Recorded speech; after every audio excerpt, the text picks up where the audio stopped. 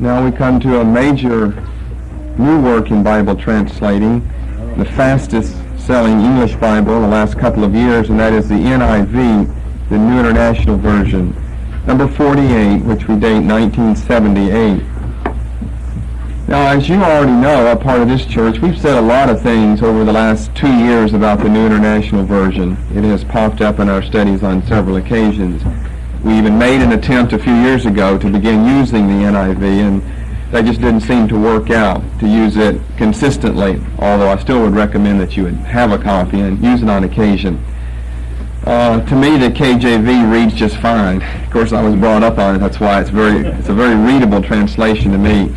I have a problem with the New International Version. It doesn't read well.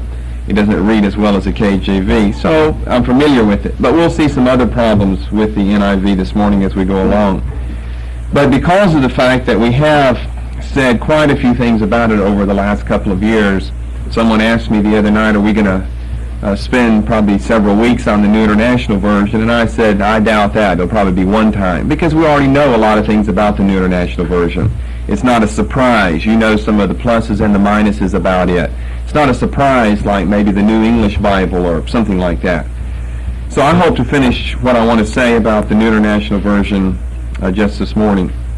And another reason why we're not going to spend a lot of time on it is there are books or booklets, pamphlets, let's say, that you can obtain yourself by writing to the International Bible Society, and they tell you the whole story.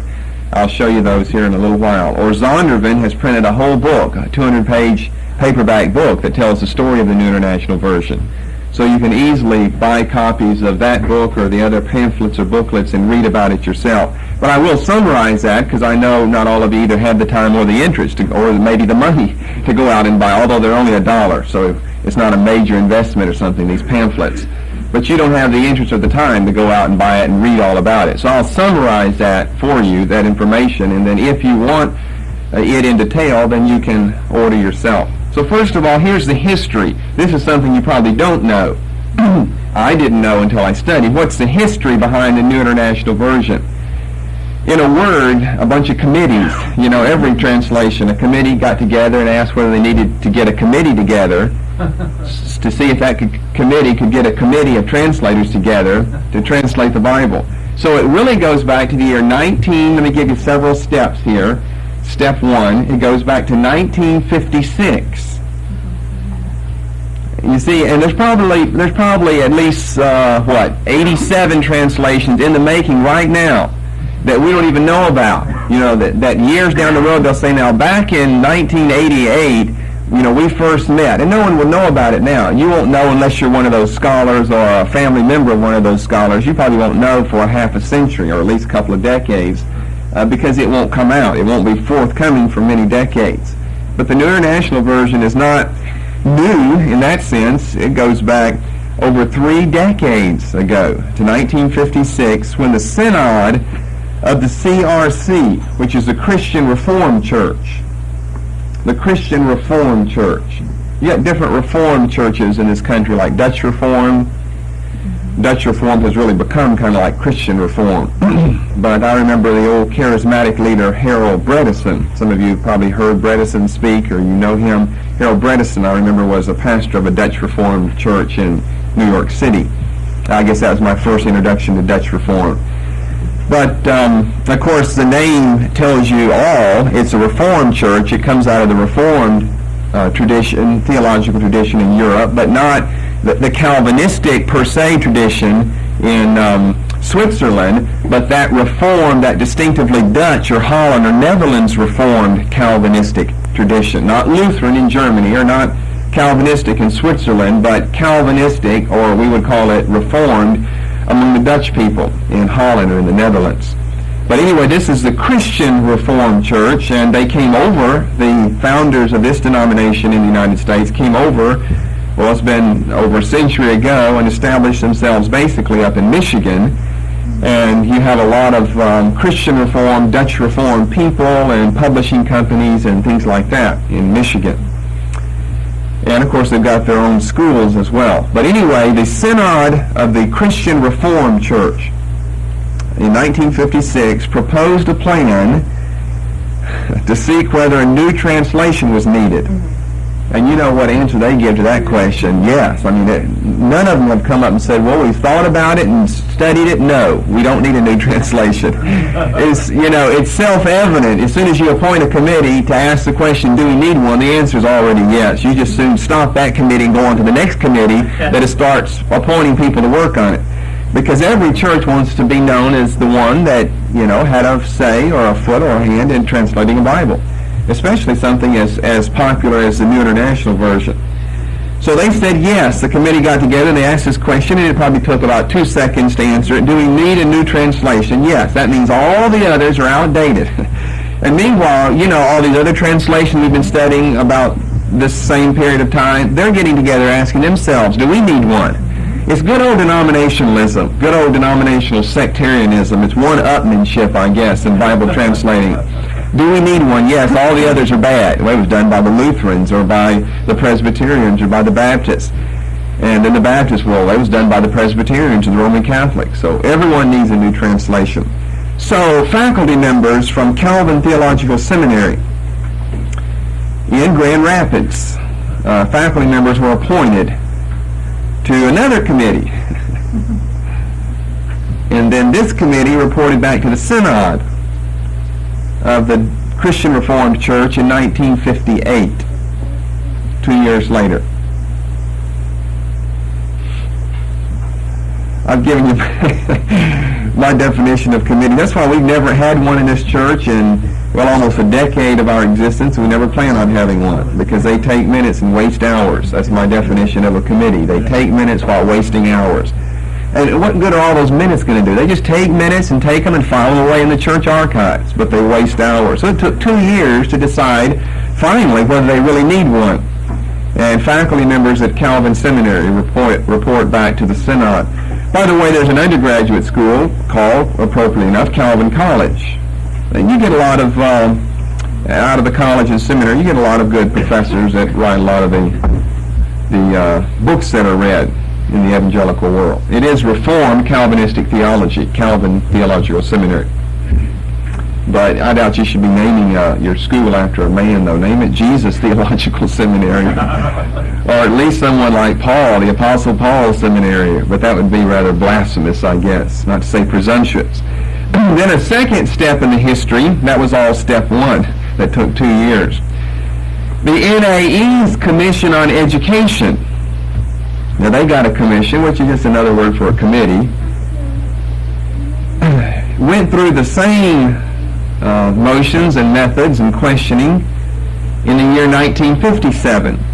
So that's in between these 2 years where the Synod and the faculty members at Calvin Seminary are coming up with their answers. Now what does NAE stand for? You should know that by now. The National Association of Evangelicals. All right, you should know that little acronym. The NAE, the National Association of Evangelicals Commission on Education. So that's the NAECOE. The NAECOE, Commission on Education. Did the same, 1957, asking themselves, do we need a new translation? The answer was yes. So, third step, the long process of the production of the NIV, was that in 1961, these two committees met. The NAE's Commission on Education met with the faculty members of Calvin Theological Seminary appointed by the Synod of the Christian Reformed Church in 1961, informally, at the NAE's convention in Grand Rapids. See, the NAE was there already in Grand Rapids, and they had a thought, do we need a new Bible? Yes, and they met some people from Christian Reformed Church background in Grand Rapids, which is the stronghold for the Christian Reformed Church in America, is Grand Rapids, Michigan. And by the way, that's where you get all your big publishing companies like Zondervan and so forth, and Baker Book House. All that's in Grand Rapids. That's not a coincidence, by the way. And Erdman's, they're all in Grand Rapids. It's not a coincidence. They're not all Christian Reformed per se, but they've had connections with Christian Reformed Church people in background. And they met people, probably faculty members at Calvin Seminary, who were going through the same process due to this desire by the Synod of the CRC to come up with some ideas about a translation. So they all happened to meet. Now, it's an informal meeting. It's nothing planned. They happened to meet because, just coincidentally enough, the NAE's convention that year in 1961 was held in Grand Rapids. And then in the fourth place, there's a fourth step in the process. The next year, in 1962, they met formally. Members of the NAE's Commission on Education and faculty members at Calvin Seminary met formally at Calvin Theological Seminary in Grand Rapids and planned further. 1962. They met formally at the seminary in Grand Rapids.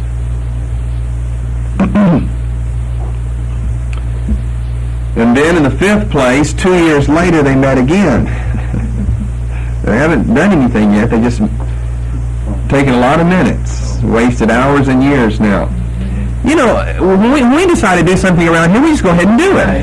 You know, when you find out, you ask yourself the question, does this need to be done? Then you don't have to ask it for the next 8 years. Just go ahead and do it. Or say, no, it doesn't need to be done. We've met and we decided it does not need to be done. So you can just stop that meeting and then hold another one 10 years from now to see if times have changed and maybe needs have changed. But they're still not getting anything done. They're meeting, asking themselves a question. Now I know if one of these guys on this committee heard me, they'd say, oh, what a naive, wooden-headed soul. He's just simplifying everything when it's a lot more complicated than that. Well, no, it's not more complicated than that. You just decide, is it yay, yay, or nay, nay. Don't let your yay be yay and nay at the same time. Or be I don't know. Or be, well, let's appoint another committee. And they're going to review the committee that was appointed by the other committee. So in 64, they met again in Nyack, New York. Nyack, N-Y-A-C-K. That's where the Christian Missionary Alliance Seminary is. They got their undergraduate school back in Minneapolis area. Be back in Waconia area. Waconia and St. Bonifacius area. That's their St. Paul Bible College is the undergraduate school for the Christian Missionary Alliance Church. But their graduate school is in Nyack, New York. So they met in Christian Missionary Alliance is very similar to Christian Reformed Church. Different names, but they're similar in their beliefs and creed. They met at Nyack, New York, and planned a conference in the future for the next year. They planned a conference to be held on the proposed translation. Now we're just about 10 years away from the first meeting, and nothing has been done. They're going to hold a conference now. Christians are real good for holding conferences on various things. And so number 6, this conference was held the following year, 1965, in Palos Heights, Illinois. So we're kind of shifting around the country with these committees and commissions and conferences. In Palos Heights, Illinois, near Chicago. All right, what did they decide at the conference? They decided they needed to hold several more meetings. So let's come down to number 7. Here's the 7th step. After several more meetings, and those meetings appointed several more committees, then finally the next year, 1966, 10 years after they first started this ball rolling, the city of Chicago hosted the big general conference. Now, they already had a smaller one in Nyack 2 years earlier in 64. Chicago hosted the big general conference on Bible translation in August of 1966, which officially launched the New International Version 10 years after they decided they needed it. I guess it's good they didn't do it in 56, because by 66 it's going to be outdated, language changes, they'll need to do it again. So they waited to 66 to get started, but it won't be ready for another 10 to dozen years. The New Testament came out first in the whole Bible in 78. Now its name was not going to be the New International Version. That came along later. Any of you happen to know what the name was for this Bible to begin with? The name was going to be, this was accepted and agreed upon by everyone at this general conference, and then later they had to change it, but the name of this Bible was going to be a contemporary translation. But they later changed their mind because they thought that name sounded too contemporary. Can you believe it? They want to name it a contemporary translation because they want it to be a contemporary translation, but its name, contemporary translation, is too contemporary. In other words, somehow they feel that, that's divorced from ancient biblical history. To have the presumption to call something contemporary, the contemporary Bible, a contemporary translation. It sounded too contemporary to them. So they got together the next year and decided that, let's make it maybe not so contemporary in time, but contemporary in location, and spread it all over the world. So we'll call it the International Version. The International Version. And then to make sure people know this isn't some old translation that's been resurrected and put in a new dress, we'll call it the New International Version. Now, if you didn't know better, though, I think International Version would be a Bible that could be read all over the world. Yeah. It's only in one language, though. It's only in English, so it's hardly an international version.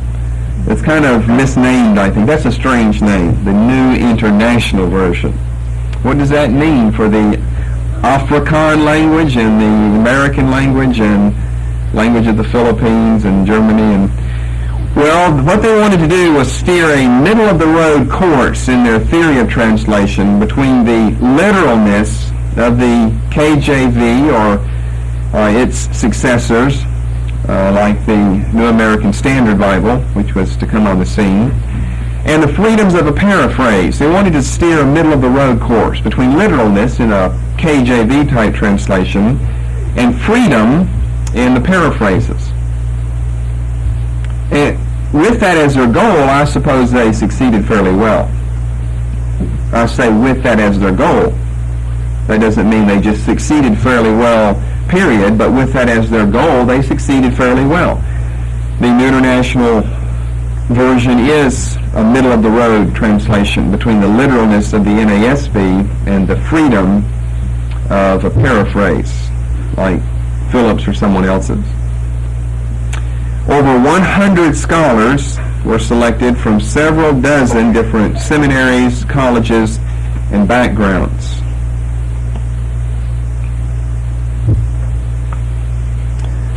Which then leads me into maybe reading off some of the names of the people who worked on this. I'll mention some of the people and where they lived and where they worked and what their religious background was and so forth, so you kind of have a feel for the New International Version. First of all, here's a list. I'm just going to read some of the names that I think that you might be familiar with from this church and from your readings. For the list of the governing committee. There was a governing committee that governed the translators. They were translators themselves, but then they were the head translators who governed the other translators of the New International Version. For instance, you have people like Kenneth Barker, and maybe I'll just mention some of the seminaries or the schools or colleges, universities, where they're from at the same time. You don't have to write all this. It's up to you. You may want to make a note of some of the schools and places that are represented. But like Kenneth Barker, who's a professor at Dallas Seminary, Burton Goddard, the library at Gordon Conwell is named after Goddard. It's Goddard Library. Burton Goddard, who taught for many years at Gordon Conwell.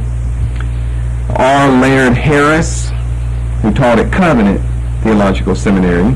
That's a Reformed seminary.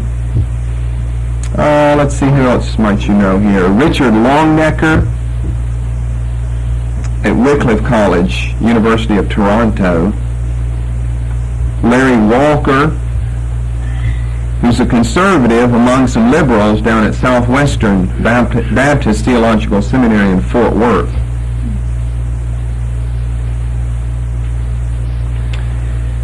And then Edwin Palmer, he was the executive secretary and coordinator of the translation project. He died, however, before the translation was complete, and the Zondervan published book entitled The New International Version, The Making of a Contemporary Translation, gives a little spiel, a little eulogy of Edwin Palmer, I think, in the very beginning. He died. He was the head of the whole project, but he died before they were through, and I think that Kenneth Barker, Dallas Theological Seminary professor, took over after him. And then we get down to a list of the translators. I'll just read some of these, like Gleason Archer from Trinity Evangelical Divinity School. Donald Burdick, he's written just a recent commentary on the epistles of John at Conservative Baptist Theological Seminary. Then you've got some people at Westminster, like Raymond Dillard, who's an Old Testament professor there. Richard Gaffin, who's a New Testament professor. Gaffin happens to be the one I was referring to the other night when I said that I was reading some books in my study and they were just so bad that I was getting so depressed I had to put them up. One of them was Gaffin's new book called Perspectives on Pentecost. It's his perspectives, but it's not a true account of Pentecost. He dispensationalized it and said it was for the first century. And it's an unrepeatable, great event that the mystical church experienced, and you can't claim to have the baptism today. That was a book that Gaffin has written. But Richard Gaffin at Westminster, Edmund Clowney, you got two Clowneys, a son and a father down at Westminster. John J. Davis, who's president now of Grace Theological Seminary in Winona Lake, Indiana. Let's see. You've got other Dallas people like Donald Glenn, S. Lewis Johnson, Murray Harris taught at Trinity, Everett Harrison out at Fuller. He wrote one of the NT intros that I mentioned a while back. D. Edmund Hibert, Mennonite Brethren Biblical Seminary. Walter Kaiser at Trinity. Kenneth Conser, who's the editor of Christianity Today out at Trinity. Homer Kent, who was president at Grace Seminary. Simon Kistemaker at Reformed Theological Seminary in Mississippi. Meredith Klein at Gordon Conwell. J. Ramsey Michaels at Gordon Conwell. Roger Nicole at Gordon Conwell. Stephen Reynolds at Gordon Conwell. Elmer Snick at Gordon Conwell. Bruce Walke at Regent College. Marvin Wilson at Gordon College, undergraduate school, and so forth. That gives you maybe a sample. I see Bethel College, Walter Wessel at Bethel College back in St. Paul. So here's some Wheaton people. Leon Wood, Grand Rapids Baptist Bible Seminary. Western Kentucky University, people like Robert Mounts, who wrote the commentary on Revelation in the New International New Testament Commentary Series.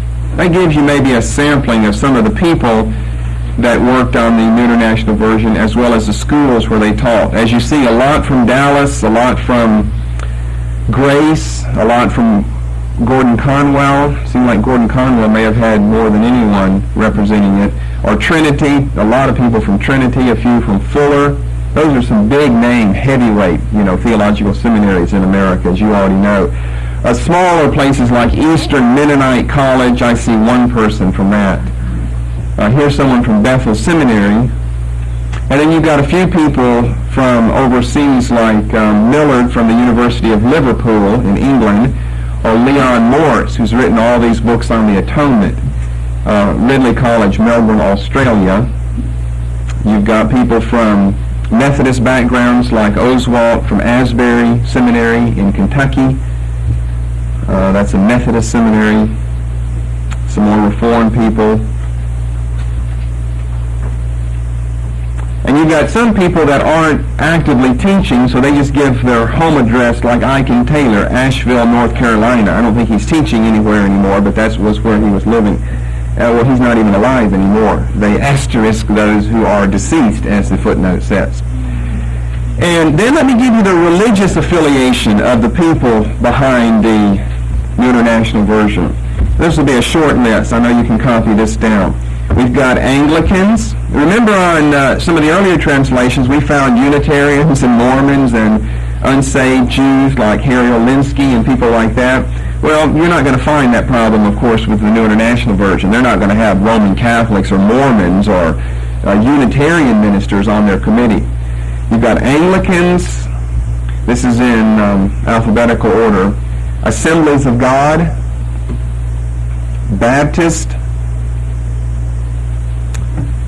Brethren,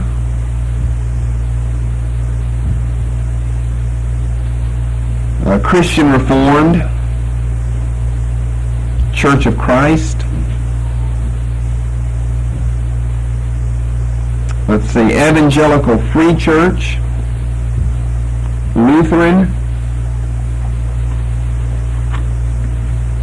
Mennonite, Methodist, Nazarene, Presbyterian, and Wesleyan.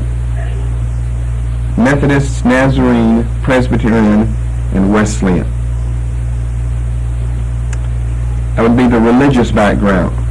I'm giving you some of the men's names, some of the schools they represent, their religious affiliations. Then something else I can give you to describe these men would be the countries from which they hail. These are the countries represented by the translators of the NIV. Canada, England, Northern Ireland, Australia, New Zealand, and the United States, with about 9 out of 10 being from the United States. Now I want to make a comment about this fact here. Look at the name of the translation. It's an international one. Many people have been very critical of the fact that this hardly represents an international work, at least these countries that I've given you here. International, I've given you about 6 names here. I know it's kind of international in the sense that New Zealand and Australia are a long way off from the United States. But international, there are a lot of other countries where English is spoken. How about South Africa? South Africa speaks English. English is their national language. And you've got many important theological seminaries right in South Africa. The Dutch Reformed people are the people who founded South Africa, as you may know from history. And the Dutch Reformed people have Dutch Reformed important theological seminaries there.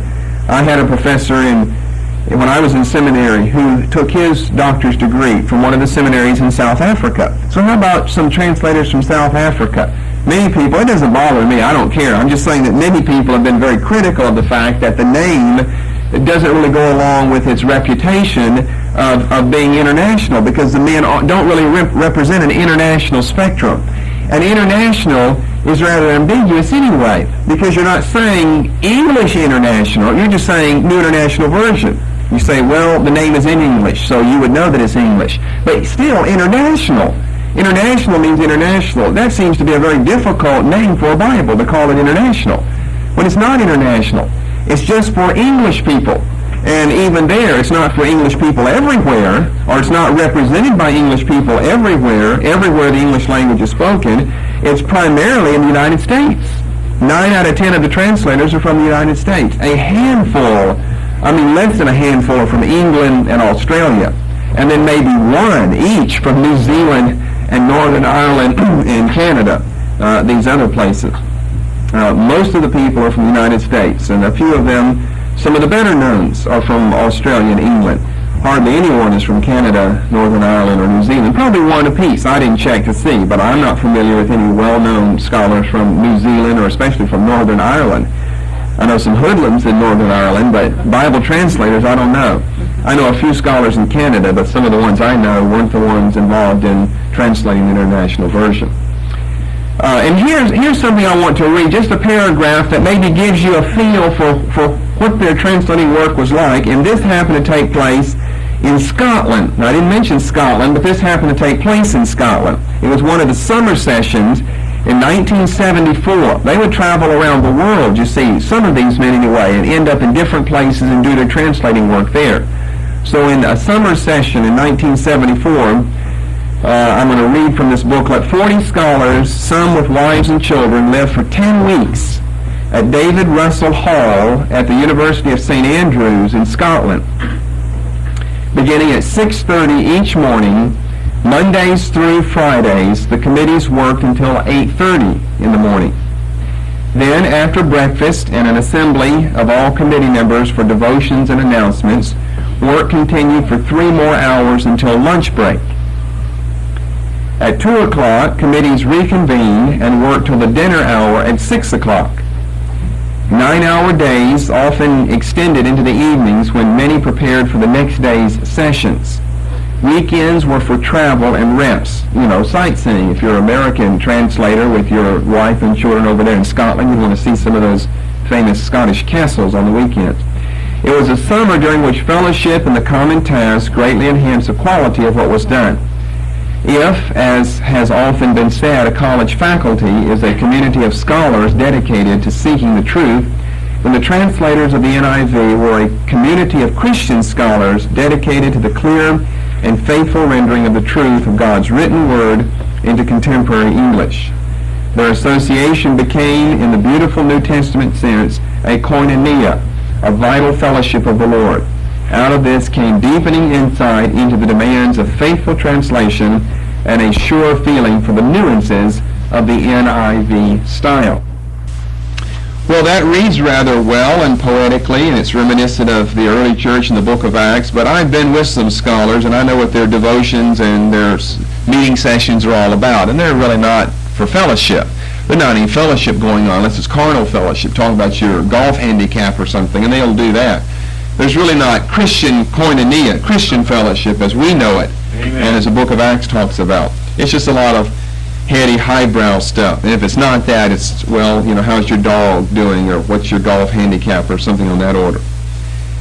Places where they worked, let me give you a list of the places where they worked. Again, you'll see that it's rather widespread, but it's rather widespread in the United States. Here are a list of the places where they worked. Liberty Corner, New Jersey. Now, if any of you hail from any of these places, you can say, praise the Lord, that's my hometown. Whenever you read places out, all the people that are from that shout like it's, the city's important because they were born there or something. Maybe they're important because the city's important, but the city's not important because you had anything to do with it, that's for sure. Unless maybe you're from who know where, Hickville somewhere, that you and your family founded that town. Wenham, Mass., which is where Gordon Conwell is, so they had to work some there. Buffalo, New York. Denver. I don't have to read the state names. Everybody know where Denver is? That's Oregon, isn't it? I'll just read them in case the ones you don't know. You might not have known. I wouldn't know where Liberty Corner. I've never been through Liberty Corner, New Jersey, but I have been to these other places though. Wenham in Buffalo, Denver, Wheaton, St. Louis, Philadelphia, New York, Grand Rapids, Louisville, Chicago, St. Paul. Now I'm looking for places in Northern Ireland here where they're doing their work. And Australia and England, it's all in the United States. Palace Heights, Illinois. Deerfield, Illinois, suburb of Chicago. Cape Coral, Florida. Boca Raton, Florida. Rich area just north of Fort Lauderdale. Who knows where Mount Shuksan area is? Somebody been to Mount Shuksan? It's in the United States. I didn't know there was a Mount Shuksan. Washington State. I guess that's where the mountains are. Washington State. Mount Shuksan. Kansas City. Cincinnati. The Black Hills. Dallas. Fort Worth. Lookout Mountain. Who knows where Lookout Mountain is? Tennessee. Lookout Mountain, Tennessee. And then I do have a few foreign places. Athens. What are you doing in Athens? None of the translators are Greek. Athens. Salamanca, Spain. You could just put Spain, you don't have to put the city. Martins-Moos, Germany. And Heverlee, Belgium.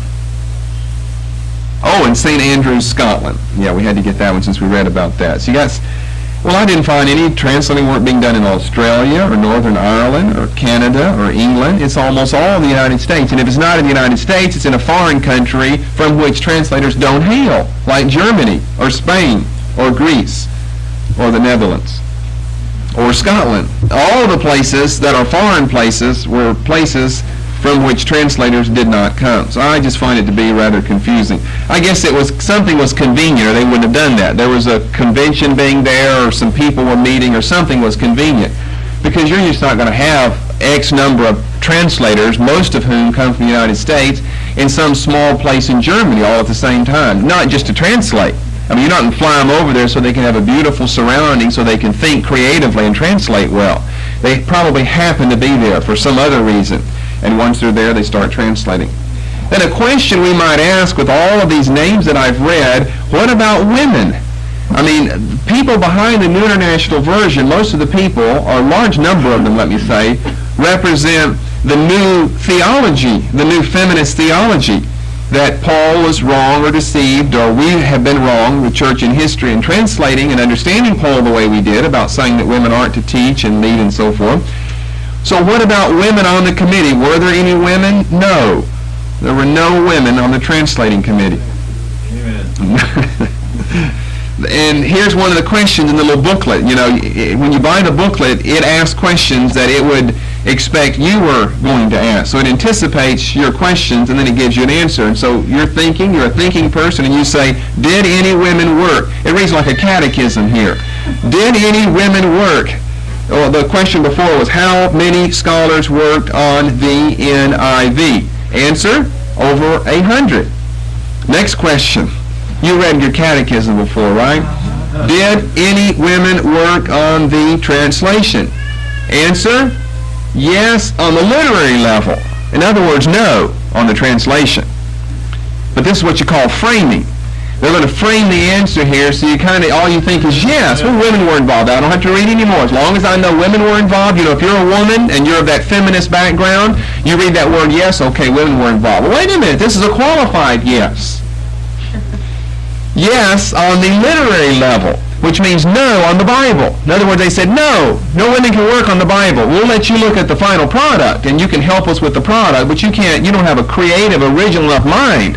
You're not smart enough to work actually on the Bible. We'll let you work with what we've already worked with after we've worked with it. So this is a framing of an answer here. I don't like framing, because framing's deceptive. They should have said no, because the question is, did any women work on the translation? On the translation, not did they work on the translation of the translation. Did any women work on the translation? The answer is no. But they know they're going to lose some of their readership if women find out in this feminist generation of ours. And a lot of the men are, she-men anyway. So in this feminist generation, they're not going to like that. So the answer is yes, on the literary level. Then they go on to explain, few women have specialized in Hebrew, Aramaic, or Greek, but they have greatly assisted in improving the English style of the translation. So they're saying that we don't have any women scholars. I have some women, well, there's supposed to be women scholars in Hebrew, Greek, and Aramaic who would beg to differ with that claim there. One of my professors in Greek in seminary was a woman, and she knew her Greek fairly well. Not the best, but she knew it fairly well. That's why they didn't hire her. But few women have specialized in Hebrew, Aramaic, or Greek, but they've greatly assisted in improving the English style of the translation. So what they're saying is we've got stylists who were involved in the translating work, and there seem to have been, I count about four women out of about a dozen stylists, what we call literary stylists, who were involved in the translation. Well, that is involved in looking at what the men had already done before them. Now, I count four. You say, well, do you count or don't you? Why do you sound hesitant when you say, well, I count four? Well, because some of them are given with initials, and women are notorious for hiding behind initials when they want approval in a scholarly world. I remember back in my first year in college, when I was taking classical Greek, we had a textbook that was written by 1, 2, 3 initials. Ludwig was her, I found out later, last name. Well, I never would have guessed that a woman wrote this Greek textbook here. And I had two male professors, Princeton and Yale professors in classical Greek. And they told us later, we're studying this, and it wouldn't have bothered me whether a woman wrote it or a man, as long as, it's right. It wouldn't really have bothered me. But I guess I would like to know. And they told us later, women hide behind their initials. This was a woman from, I think, the University of Idaho, if I remember correctly, the University of Idaho, who did this book. And I'm thinking of an article written by a woman, and you never would have known. Well, you could guess it's a woman because it's pro-women, but she hid behind her initials. And if you've got two first initials and then your last name is like Smith, we have no idea whether it's a male or a female. So I've got some initials here. I don't know if it's a woman hiding behind her initials or not, but I have Elizabeth and Catherine and Virginia and Margaret. Now, I know those are 4 women, unless their mommy was crazy naming those boys with first names like that. One of them I happen to know something about, Elizabeth Leach, because she's from South Hamilton, Mass., which is where Gordon Conwell is. She lives there in that area, and she has, edited books and things like that and worked on magazines and newspapers as consulting editor, so she has experience in that area.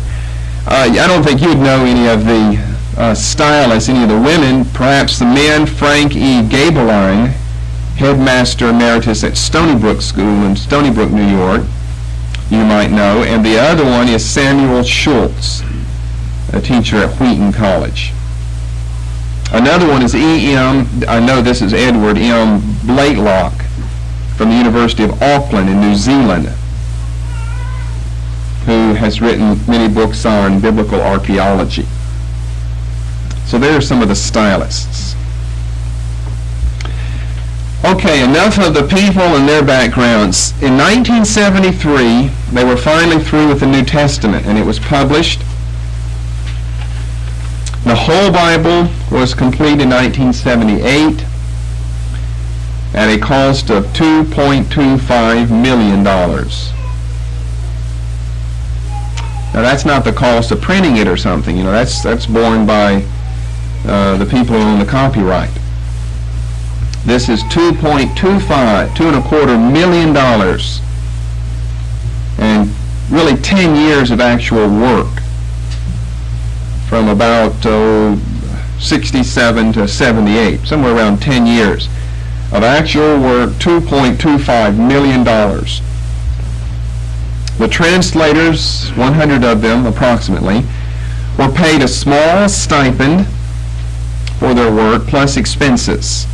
So travels throughout the world and lodging, meals, and so forth when they were involved in translating was covered by the people behind this. And they were paid a small stipend as well. The International Bible Society, formerly the New York Bible Society, they've changed their name. The International Bible Society was the sponsor of all of this, and they bore the cost, and they own the copyright. Now, you might have your New International Bible published, actually printed by, one of the publishing companies, like a Zondervan. But the copyright is owned by the International Bible Society. They sponsored the work, and they own the copyright. Yeah, I guess it was just too much of a work for one denomination like Christian Reformed, or for a committee that doesn't have a lot of money, the NAE. So it was taken over by someone who does have some money, the International Bible Society. All right, at this point, before I go on and give you some of the features, let me mention these little small booklets. Now, either in your New International Bible or your Study Bible or something, they give you an address. It's in East Brunswick, New Jersey, I think, where you can write an order. Here's one little thing called Questions and Answers about the New International Version. This is like a little catechism. This is what I think you can order for $1 from the International Bible Society. They've got an address in New York and one in New Jersey, called The Story of the New International Version. If you don't have the addresses, you can get them at the bottom of the page here later. But I think you'll find it in your Bible or your study Bible or something. You'll have the address. That costs $1, and that gives you the whole history. I think it gives you a list of all the translators and where they're from, and it tells you some of the history behind it. But then the best thing that you could buy is a new book published by Academic Books, which is a division of Zondervan in Grand Rapids entitled The New International Version, The Making of a Contemporary Translation. And remember, that was going to be their name, a contemporary translation. But now it's the NIV, The Making of a Contemporary Translation. Edited by Kenneth L. Barker, the Dallas professor who did take over, I believe, as editor of the NIV, general editor after Edwin Palmer, the first one, died. It's an interesting book, not only because it gives you the background of the NIV, but it chooses, how can I describe what you find? It selects case examples, so you get kind of a dose in some theology in this book as well. It takes case examples and then tries to show why the NIV is the way that it is, or why the translators chose what they did over against some other translation and what they have. This little book is just packed with information. You've probably got, I'm not exaggerating, maybe several thousand examples of this verse in this Bible versus here, and here versus there, and over there versus here. Several thousand examples. Let me read just the chapter titles here. For instance, the first one is entitled The Importance of Literary Style in Bible Translation Today. Then the second chapter, The Footnoting System. So it tells you all about the footnoting system that you find in the NIV. Now, this is a very helpful book, especially for people who make the NIV their number one translation, because you need to understand the critical apparatus, as it were, in that book. You need to understand what makes that book tick. Why is it different? Why did they choose some things versus others? Why did they do it the way that they did it? It's a very good book if you make the NIV your number one translation. It would have been good if we could have had that for the KJV. Then we just recommend this book and not have to spend, months like we did on the KJV. But the footnoting system, that chapter was written by Burton Goddard down at Gordon Conwell. He's not there anymore. I don't even think he's alive anymore. But it tells you all about the footnotes and the various things that are in the footnotes and why and how. Then chapter 3, how the Hebrew and Aramaic Old Testament text was established. Then you've got number 4, the rationale for an eclectic New Testament text. Eclectic means you've taken it from different sources and not just from one family of manuscripts. And then here you get into some more theological things by R. Laird Harris, chapter 5, why the Hebrew Sheol was translated grave. That's a big concern in theological studies whenever you're talking about the afterlife. Because what is that term in Hebrew, Sheol, and what does it mean? Does it mean death? Does it mean the grave? Is it something after the grave? Is it like a purgatory? Or is it like a Luke 16 intermediate state between what? If it's intermediate, you've got two poles between the beginning and the end. Between what? What is it? Between death and the resurrection? Is that what it is? So you've got a whole discussion of several pages why the Hebrew Sheol was translated grave. Then chapter 6, when the Spirit was poetic, written by Steck, John H. Steck. When the Spirit was poetic. So that deals with the poetic sections of the Old Testament and how you translate poetry versus prose or narrative.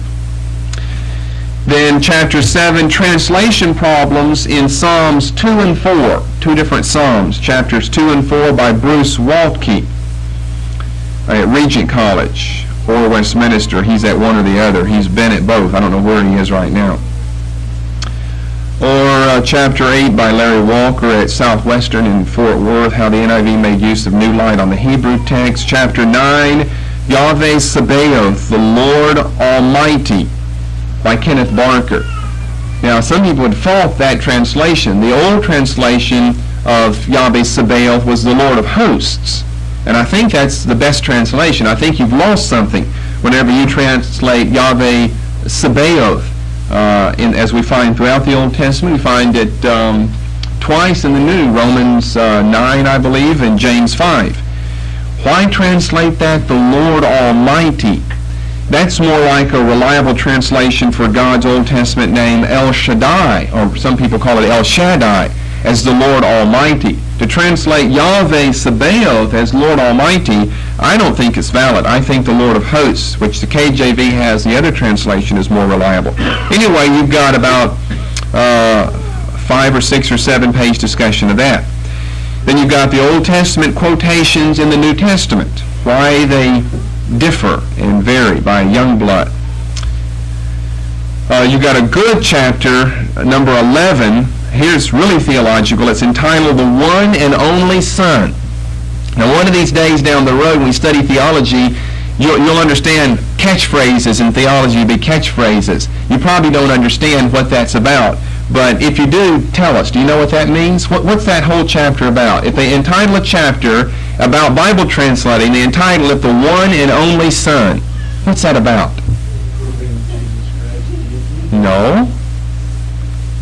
The one and only Son. What it has to do with is the Greek term monogenes, which is translated by many translations, like the KJV, as the only begotten Son. The only begotten Son. I think that is an invalid translation. I think they've gone to an improper and erroneous route for monogenes than the proper one that you need to go to for understanding what monogenes means. You find it in your most famous verse, John 3:16. The only begotten Son. The NIV doesn't ever use that word begotten. It always calls Jesus the one and only Son. And I think that's correct, although I might choose another word. I might choose just the word unique. If you say unique, you've already said one and only. You can't say the only unique. I mean, that's tautology to say the only unique. But you can save yourself some space. Instead of saying the one and only Son, you can say the unique Son. Because this gets a little bit off, but it really is on what we're studying in the NIV. I think the KJV is wrong with using that term begotten. It's all right to go ahead and use that. But, and especially it's all right to go ahead and use it until you learn otherwise. And even after that, it's all right to go ahead and use it like we do Old Testament and New Testament, although it's really Old Covenant and New, because we're already established with that. But I think that the NIV is also wrong. The one and only Son, because the New Testament teaches God has many sons. And you say, well, Jesus is different. All right, use a different term that speaks of difference. Call him God's unique Son. Unique has a quality of difference to it without necessarily denying that there aren't other sons. God could have many sons, but he can only have one that's unique. See, all of us aren't unique. We're pretty much the same. There's only one unique Son, though, and that's Jesus Christ. So I would fault the NIV and I'd fault the KJV on monogenes. I questioned one of my, Brother Anderson was down there that evening in a theology class, a Tuesday night class under Dr. Nicole. And I questioned him on this only begotten business, and he gave me the spill on monogenes, and he gave me the right origin, the right root for that term, and still couldn't understand what I was trying to say. My argument to him that night was, this is church tradition here to speak of Jesus as the only begotten Son, and to speak of the eternal generation of the Son, and to speak of the begottenness of the Son. I said, that's church tradition. And you're even saying you're agreeing with me yourself because you know what the root is, the right root for monogenes in John 3:16 and the other places, and he still didn't seem to understand. And then criticized me for carrying the wrong edition of Calvin around. So I went out and bought the right edition of Calvin, so I can carry the right edition around, and I knew mine was an inferior one anyway. I just hadn't had time to buy the other one. But he shifted that in a hurry and criticized me for buying old Beveridge's edition instead of Ford Lewis Battle's edition of John Calvin's Institutes of the Christian Religion. Now I own both editions, Beveridge and Battle's edition. So teach them a thing or two. All right, then chapter 12. Some of that probably went over your head, all those names. No, don't worry about it. We'll get back to it one of these days. Chapter 12, when literal is not enough. Chapter 13, Anglicizing the NIV by Donald Wiseman. He was like a curator at the British Museum, Donald Wiseman, who's written books on archaeology and things. Anglicizing, in other words, what he's saying there is the NIV has really been made for American Christians. It's an American English translation is what it is. That's why, again, I think the name, the New International Version, is wrong. It is expressing English, which is maybe the international language, but there are many forms of English, though. You know, in England, they speak English different than we do over here. They speak it as it ought to be spoken. That was the original way over there. Ours is an old putrefying hybrid form over in the United States. And yet they've given American English in the New International Version.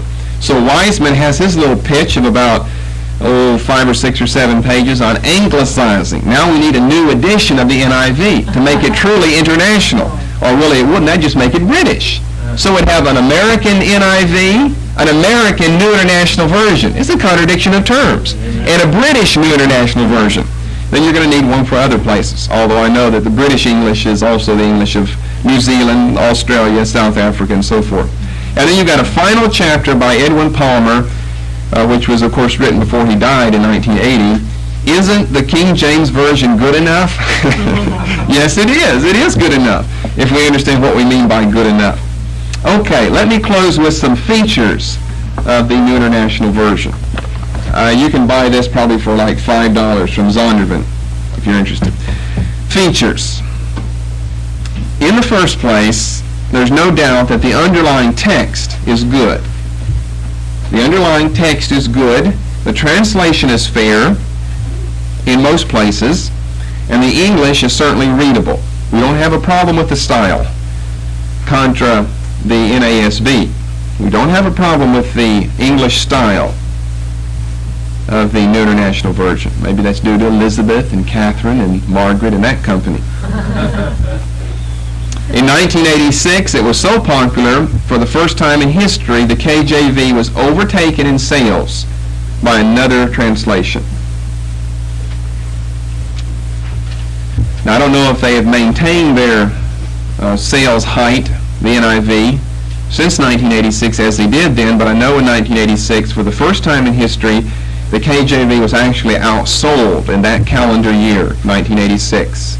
The KJV was outsold by the NIV, which then made it, people could say, the best-selling English Bible.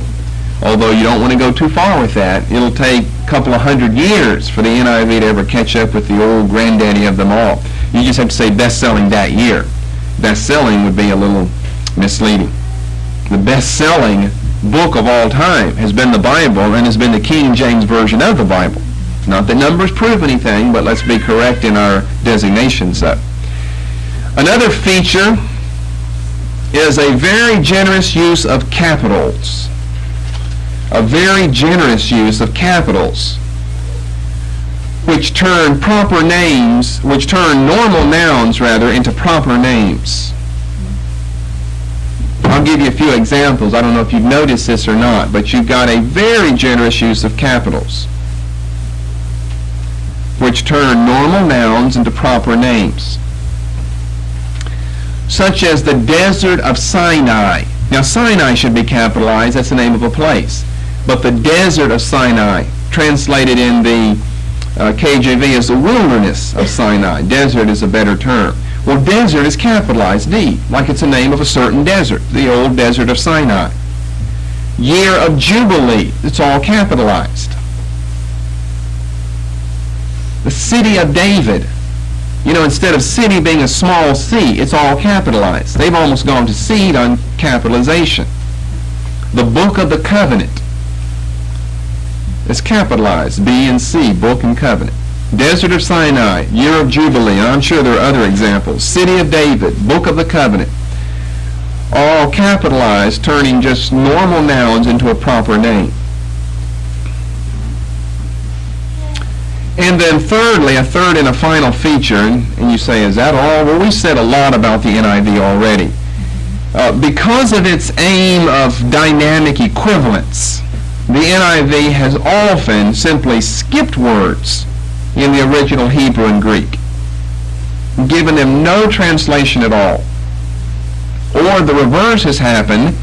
They've added in too many words, paraphrased the meaning too broadly.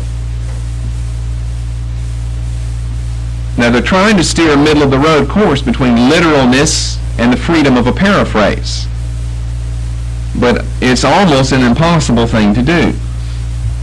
I see them leaning in both directions in different situations. I've noticed this many times in the NIV. Whenever I've studied, let's say, the NIV's text along with the Greek text, like I did one time in 1 John, I spent a lot of time comparing the texts. You just find that the NIV can be atrocious in places. It can be very misleading because it leaves things out completely.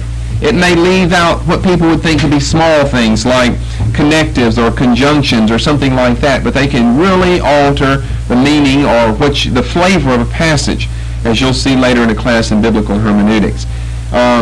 It's very difficult, if you want to be faithful to the biblical text, to get away from the principle of literal translation. It may not read the best. It may be a little heavy. But you may, since you don't speak Greek or Hebrew, we weren't born into that culture, you may just have to suffer along with the heaviness of reading to ensure accuracy. Now, I know they say, well, now accuracy can't be equated with literalness. I understand that. But I'm saying if you want to be faithful to the biblical text in Revelation, it's difficult to do that whenever you get away from the principle of literalness in translation.